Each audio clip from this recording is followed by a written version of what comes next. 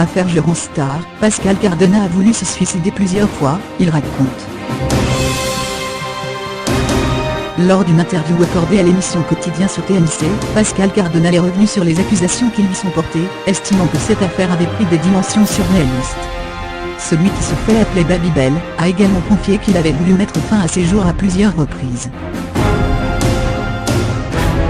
C'est la deuxième fois qu'il prend la parole depuis le début de l'affaire. Accusé de viol et de corruption de mineurs dans le cadre de l'affaire Eurostar, Pascal Cardona est de nouveau sorti du silence.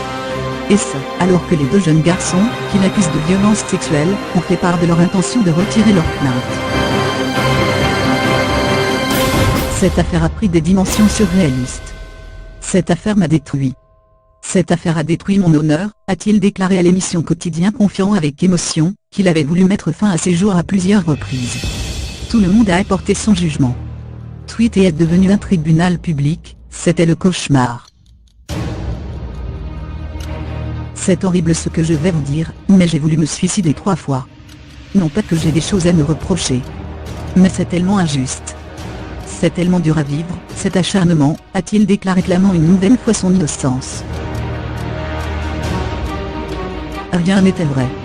Les jeunes qui ont déposé plainte, qui ont raconté des mensonges, se rétractent. Si j'avais fait ça, s'ils avaient ôté ma vie, je leur aurais donné raison. Et aujourd'hui Pascal Cardona serait coupable, a-t-il ajouté. Hier aussi, affaire Eurostar, accusé de manipulation, l'ex-paparazzi Jean-Claude Elfassi répond. Pascal Cardona est ensuite revenu sur la relation qu'il entretient avec Eurostar, qui, rappelons-le, s'est désolidarisé de lui il y a quelques jours. Mais le cadre de France Bleu ne semble pas lui en tenir rigueur. On était attaqué de toutes parts, il était attaqué de son côté, moi du mien. Donc je comprends qu'il se soit désolidarisé. On a chacun notre propre ligne de défense et c'est tout à fait normal, je ne lui en veux pas. Je suis toujours l'ami de Jérém, a-t-il confié. Visiblement, d'après l'avocat de Pascal Cardona, les deux victimes présumées de Pascal Cardona auraient d'ores et déjà retiré leur plainte. Dans une vidéo publiée sur Snapchat, l'un d'eux a estimé qu'il avait été assez puni sur les réseaux sociaux, précisant au passage avoir été manipulé par un paparazzi qui voulait traîner Eurostar en justice.